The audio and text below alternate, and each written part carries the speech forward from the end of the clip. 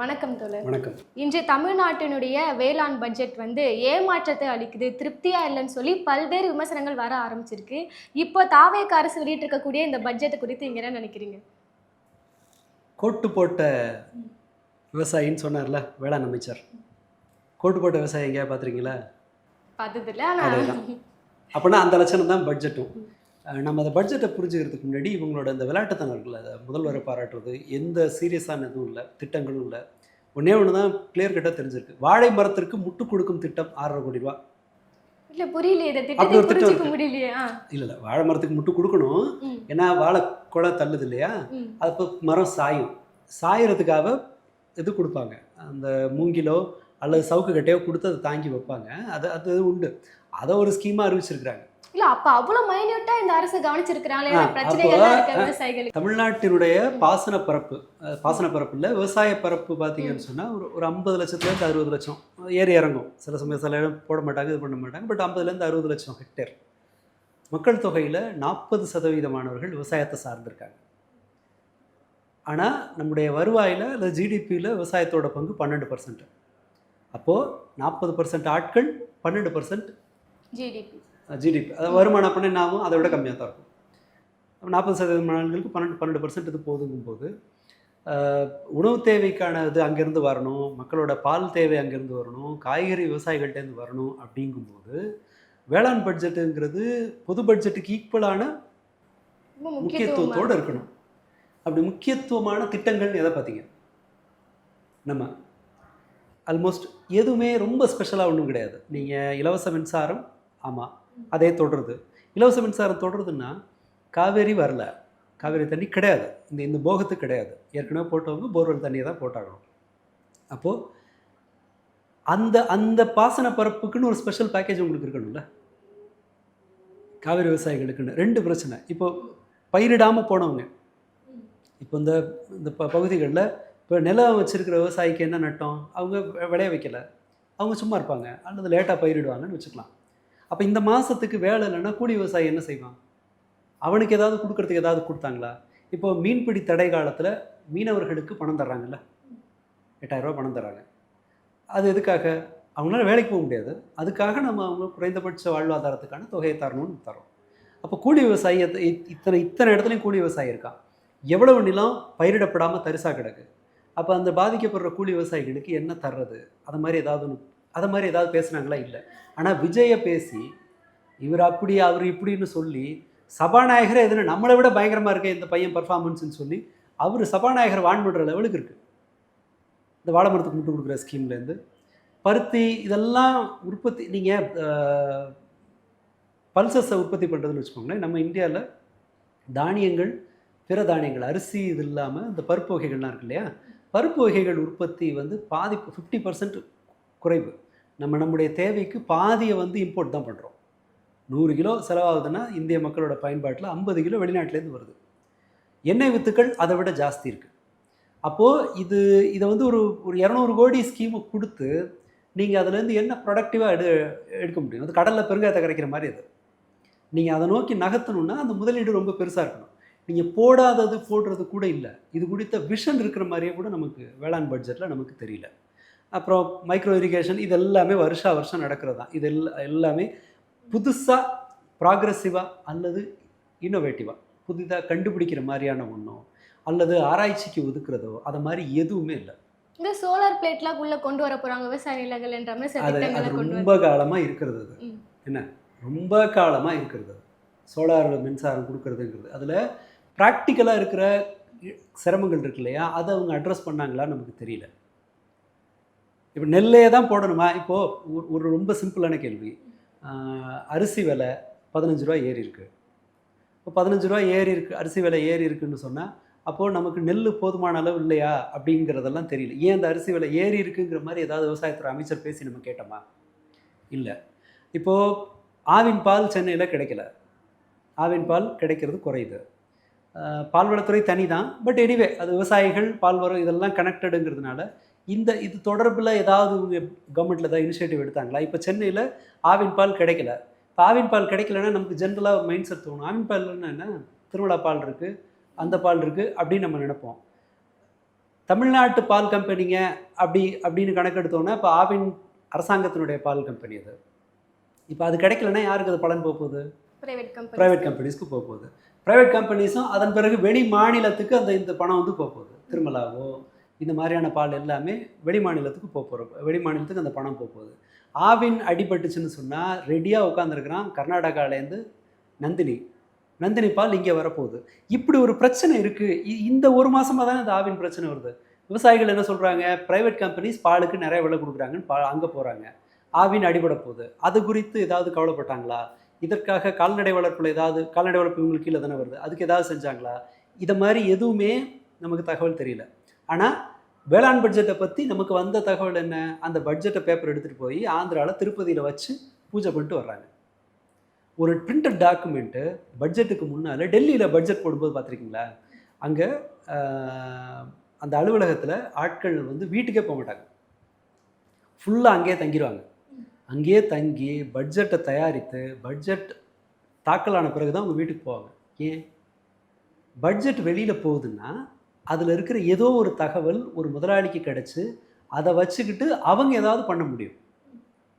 இப்போ யூனியன் பட்ஜெட்டில் எதனால் அதை தடுக்கிறாங்கன்னு சொன்னால் இந்த பொருளுக்கு வரி போட போகிறாங்க அப்படின்னு ஒரு தகவல் வந்துருச்சுன்னா அதற்கு எதிரான அந்த சைடு இருக்கிற ஒரு பொருள் வந்து தன்னோட விலையை ஏற்றலாம். அல்லது இவங்களோட ஷேர் மார்க்கெட்டு குறையும்னு சொல்லி ஷேர் மார்க்கெட்டில் இருக்கிற ஆட்கள் இந்த பங்கை வந்து சீக்கிரமாக விற்கலாம். இது ஏறும்னு தெரிகிற பங்கை வாங்கலாம், இறங்கும்னு தெரிகிற பங்கை நான் முன்கூட்டியே விற்கலாம். பட்ஜெட்டோட ரகசியங்கிறது வந்து ரொம்ப ரொம்ப சென்சிட்டிவானது. வெளி மாநிலத்துக்கு எடுத்துகிட்டு போயிருக்காரு. வெளி மாநிலத்துக்கு பிரிண்டட் பேப்பர் எடுத்துகிட்டு போய் பூஜை பண்ணிட்டு வர்றாரு. அது வெறும் பேப்பர்னு சொன்னாங்கன்னா நீ வெங்கடாச்சலபதி ஏமாத்துற, அது நிஜமான பட்ஜெட் தான் சொன்னால் மக்களை ஏமாத்துறீங்க. ரெண்டில் எதுக்கு நீங்கள் இது பண்ண போகிறீங்க? இது இவங்களோட ஒரு ஃபெயிலியர். விஷன்னு ஒன்று இல்லை. இந்த விவசாயத்தினுடைய கிரைசிஸை இவங்க அட்ரஸ் பண்ணக்கூட இல்லை. விவசாய தொழிலாளர்களுக்கு இதுன்னு வச்சுருக்கோம், எவ்வளோ பேர் அதில் இருப்பாங்க. அதில் விவசாயினா வெறுமனே நிலம் வச்சுருக்கிறவங்க மட்டும் இல்லை, விவசாயத்தில் சம்மந்தப்பட்டிருக்கவங்க யாருன்னு சொன்னால் நிலம் வச்சுருக்கிறவங்க, குத்தகை விவசாயிகள், கூலி விவசாயிகள், அதற்கான எந்திரங்களை சப்ளை பண்ணுறவங்க, இப்படின்னு சொல்லி ஒரு பெரிய எக்கோசிஸ்டம் விவசாயத்தை நம்பி செயல்படுது. அப்போது அவங்களுக்கான கடன், இல்லை ஒருவேளை போர்வெல்லில் தண்ணி வரலை அப்படின்னு ஒருத்தர், இப்போது அது வந்து ஒரு கிராமப்புற அளவில் ஏதாவது செய்கிறதுக்கு யோசிச்சிருக்காங்களா? எதுவுமே நமக்கு தெரியும். இல்லை, கடன் போது இன்னொரு பேச்சுவார்த்தை என்னென்னு பார்த்தீங்கன்னா கடன் தள்ளுபடி. இந்த வேளாண் பட்ஜெட்டை பொறுத்த வரையுமே விவசாயிகளுக்கான கடன் தள்ளுபடி குறித்து ஏதாவது அறிவிப்பாங்கன்ற ஒரு எதிர்பார்ப்பில் விவசாயிகள் இருந்தாங்க. அவங்கள ஏமாற்றக்கூடிய பட்ஜெட்டாக இது இருக்குது. இல்லை, இந்த ஏமாற்றம் முன்னாடியே வந்துருச்சு. அவங்க என்ன சொன்னாங்கன்னா அன்கண்டிஷனலாக விவசாய கடன் தள்ளுபடின்னு சொல்லியிருந்தாங்க. இப்போ என்ன பண்ணிட்டாங்கன்னா அதை குறைச்சிட்டாங்க. 5000 கோடி ரூபா சொச்சம் ஒதுக்கி இருக்கிறாங்க. அது என்னென்னா இவ்வளவுக்குள்ளே வாங்கினாதான், இத்தனை ஆயிரத்துக்குள்ளே வாங்கினாதான் அதை குறைச்சிட்டாங்க. அது ஒரு முதல்ல அதை ஏமாத்தியாச்சு. இது புது சர்ப்ரைஸ் எல்லாம் கிடையாது. அவங்க இனி வந்து கொடுக்குறதெல்லாம் இல்லை, அவங்க போகிற போக்கில் அடிச்சு விட்டது அது. இப்போது இந்த அரிசி விலை அதை நியூட்ரல் பண்ணுறதுக்கு ஏதாவது வேளாண் துறை அமைச்சர் தானே அதுக்கு பொறுப்பு. அரிசி விலை குறையிறதுக்கு வேளாண் துறை அமைச்சர் அது ஏதாவது பதில் சொன்னாரான்னு பார்த்தீங்கன்னா கிடையாது. இங்கே ஒரு விவசாயிகளை பற்றின அக்கறையும் இல்லை, விவசாய பயனாளர்களை பற்றின அக்கறையும் இல்லை. இது எல்லாமே மாடி தோட்டத்துக்கு வெற்றி தோட்டம் வைக்கிறேன் அதுன்றதெல்லாம் இது காலங்காலமாக இருக்கிறது. மாடி தோட்டத்துக்கு சப்சிடி தர்றதுங்கிறது முந்தைய ஆட்சிகள்லேயும் இருந்தது, சோலார் பேனல் முந்தைய ஆட்சிகள்லேயும் இருந்தது, பருப்பு விவசாயத்தை ஊக்குவிக்கிறதுக்கான திட்டங்கள் எல்லா காலத்துலையும். இது எல்லாமே சிறப்பான திட்டங்கள் தானே. அப்போ சிறப்பான திட்டம் மீண்டும் தொடர்வதில் என்ன கேள்வி வருது? ரெகுலர் பட்ஜெட்டு நீங்கள் ஸ்பெஷல்னு ஒன்று கிடையாது, ஒதுக்குறது இல்லை. படசை வந்து அப்படியே கண்டினியூ பண்ணிட்டு போயிடலாம். நீங்கள் புதிய கிரைசிஸை நீங்கள் ஏதாவது அட்ரஸ் பண்ணிங்களாங்கிறதான் கேள்வி. இப்போ ஒரு சவால் இல்லை, 5 வருஷம் 50 வருஷத்தில் ரொம்ப குறைவான தண்ணி இந்த மாதம் தான் வந்திருக்கு. அப்போ நம்ம விவசாயிகளுக்கு 50 வருஷத்தில் இல்லாத பிரச்சனை தானே இது. 50 வருஷத்தில் இல்லாத அளவுக்கான 15 ரூபா விலை உயர்வு இப்போ தான் வந்திருக்கு. அது இப்போ தானே செஞ்சாகணும். இப்போ போன வருஷம் ஏன் நீ மாத்திரை கொடுக்கலன்னு நம்ம கேட்க முடியாது. போன வருஷம் நோயே இல்லை, இந்த வருஷம் நோய் வந்திருக்குங்கும் போது ஏன் மாத்திரை கொடுக்கலன்னு கேட்கணும். அப்போ கம்பேர் பண்ண முடியாதுல்ல. நீ ஏன் அப்போ மாத்திரை கொடுக்கல, இப்போ மட்டும் ஏன் மாத்திரை கொடுக்குறேன்னு கேட்க முடியாது இல்லையா. இது வந்து இந்த சூழ்நிலை ரொம்ப ரொம்ப சிக்கலானது. இந்த பிரச்சனை சரி இன்னைக்கு இருக்கட்டும், அடுத்த வருஷம் எல்னினோ இன்னும் மோசமாக போகுது அப்படின்னு சொல்லியிருக்காங்க. 20 மாவட்டங்களில் நிலத்தடி நீர்மட்ட அளவு வந்து குறையுது அப்படின்னு சொல்கிறாங்க. 20 மாவட்டங்களில் நிலத்தடி நீர்மட்டம் குறைந்தால் விவசாயி என்ன செய்வான்? தண்ணியை நீங்கள் மேற்கொண்டு இழுத்தீங்கன்னா உப்பு தண்ணியாக வரும். உப்பு தண்ணியாக வந்தால் விளையாது. அப்போ என்ன பண்ணலாம்? அப்போ கடந்த ஆட்சி காலத்துல இந்த திட்டங்கள் இருந்துச்சு. இப்போ நிர்மல்குமார் என்ன சொல்றாருன்னா, நீங்க காலை உணவு திட்டம் கொண்டு வந்தீங்க. அது சிறப்பான திட்டம் மீண்டும் தொடர்கிறது. அதே மாதிரி தான் நாங்களும் கொண்டு வரோம். அப்ப எதற்காக ஸ்டிக்கர் ஒட்டுறீங்கன்ற கேள்வி கேட்குறீங்கன்னு சொல்றாரு. ஏன் பேரை மாத்துறீங்க? ம். அதுக்கே எல்லாத்துக்கும் வெற்றி வெற்றின்னு பேரை மாத்தினா கேட்கத்தானே செய்வாங்க. அது என்னமோ நீ கொண்டு வந்த மாதிரி பண்றீங்கல்ல. இவர்கள் ஏதோ இவங்களா உருவாக்குன மாதிரி தங்கள் இன்னொருத்தனோட உழைப்பை தனக்காக பயன்படாத ஒரு சுரண்டல் அது. நீங்க ஸ்கீமை கண்டினியூ பண்றோங்கிறது வேற விஷயம். இப்போ திமுக ஆட்சியில் புரட்சி தலைவர் சென்ட்ரல்னு இருந்துச்சு, எம்ஜி ராமச்சந்திரன் சென்ட்ரல்னு இருந்துச்சு. அந்த சென்ட்ரல் மெட்ரோ பேரை மாற்றலை, அப்படியே தான் இருக்குது, புரட்சி தலைவர்னு சேர்த்து அந்த பேரில் தான் இருக்குது. கோயம்பேடு பஸ் ஸ்டாண்டை கட்டுனது கலைஞர் கருணாநிதி. அதில் வந்து எக்ஸ்ட்ரா ஒரு வேலையை பார்த்து ஜெயலலிதா கல்வெட்டை வச்சாங்க. ஜெயலலிதா பேரில் தான் அந்த பஸ் ஸ்டாண்ட் இன்னும் அம்மாவோட அதே பேரில் தான் இருக்குது. அவங்க அதெல்லாம் மாற்றலைல்ல. அந்த நாகரிகத்தை ஸ்டாலின் ஃபாலோ பண்ணார். இதை வந்து நீங்கள் மாற்றுறதெல்லாம் நம்ம ஒன்றும் பண்ண முடியாது. உங்ககிட்ட அந்த நாகரிகம் இல்லைங்கிறத எடுத்து சொல்கிறாங்க. அந்த உரிமை எல்லாருக்கும் இருக்குது தானே. ஆனால் விஷயம் என்னென்னா, இன்றைய பிரச்சனைக்கு இன்னைக்கு தீர்வு கொடுத்தீங்களா? ஸ்டிக்கர் ஒட்டினாலுமே பிரச்சனைக்கு ஏற்ற மாதிரி ஒரு ஸ்டிக்கரை புதிய கொண்டுவாங்க. அதுவும் இல்லை, புதுசான பிரச்சனைக்கு பழசை மாத்துறீங்க சரி, பழசா அவங்க உருவாக்குன ஒன்றுக்கு நீங்கள் எடுத்து ஓனர்ஷிப் எடுக்கிறீங்க, அதை சுட்டி காட்டுறாங்க, அது போகட்டும். புதிய பிரச்சனைக்கு, இந்த வருஷம் உருவாயிருக்க பிரச்சனைக்கு, இந்த வருஷம் தான் தண்ணி வரலை, 50 வருஷத்தில் இவ்வளவு குறைவான அளவு 1 டிஎம்சி கூட தண்ணி வராத சூழ்நிலை இன்னைக்கு தான் இருக்குது. இதுக்கு நீங்கள் என்ன செஞ்சீங்க? 3 மாதமாக வரல. இன்னும் கிடையாதுக்கு வந்து தஞ்சாவூருக்கு தண்ணி, மேட்டூரில் தண்ணி திறக்கல. நீங்கள் 15ஆம் தேதிக்கு மேலே திறக்கணும்னா 15ஆம் தேதிக்கு பிறகு திறந்தா அதனால் வரப்போகிற இழப்புகளுக்கு நீங்கள் விவசாயிக்கு இழப்பீடு இல்லை, கூலி விவசாயிக்கு இழப்பீடு இல்லை. போர்வெல் இல்லாதவன் என்ன செய்வான்? இது வரைக்கும் தான் சொன்னாங்களா? போர்வெல் இல்லாத ஒரு விவசாயி 1.5 ஏக்கர் சராசரியாக ஒரு விவசாயிக்கு இருக்குது இந்தியா அளவில் பார்த்தீங்கன்னா. அப்போ ஒரு விவசாயிக்கு போர் இருக்கும். எல்லா இடத்துலையும் வயலுக்குள்ளே போய் போர்வெல் போட முடியாது. போர்வெல் இல்லாத விவசாயி நிலத்தை தரிசாக போட்டிருக்கான். அவனுக்கு என்ன நீங்கள் தரப்போகிற பரிகாரம் என்ன? அதை பற்றி எதுவும் பேசுனாங்களா? விவசாயிகளை கூப்பிட்டு அவங்களுக்கு என்ன பிரச்சனைகள் கோரிக்கைகள் அதை கேட்கல. இதுதான் முக்கியமான பிரச்சனை, ரொம்ப முக்கியமான பிரச்சனை. நீங்கள் அங்கே தான் கேட்கணும். அவனோட சிக்கல் என்னன்னு அங்கே இருந்தால் தான் தெரியும். நிலம் மேட்டில் இருந்தால் ஒரு பிரச்சனை இருக்கும், நிலம் பள்ளத்தில் இருந்தால் வேற ஒரு பிரச்சனை இருக்கும். நிலத்தடி நீரை பக்கத்தில் இருக்கிறவங்க நிறைய உறிஞ்சினாங்கன்னா ஒரு பிரச்சனை வரும். இதவே நீங்கள் திருப்பூர் பக்கத்தில் இருக்கிற சாயக்கழிவு நீரால் பாதிக்கப்பட்ட ஊர்களில் இருக்கிற விவசாயிக்கு ஒரு பிரச்சனை இருக்கும். இதுவே வேற ஒரு ஊரில் அந்த தென்னை மரத்தில் வண்டு வந்ததுன்னு அவனுக்கு ஒரு வேற பிரச்சனை இருக்கும்.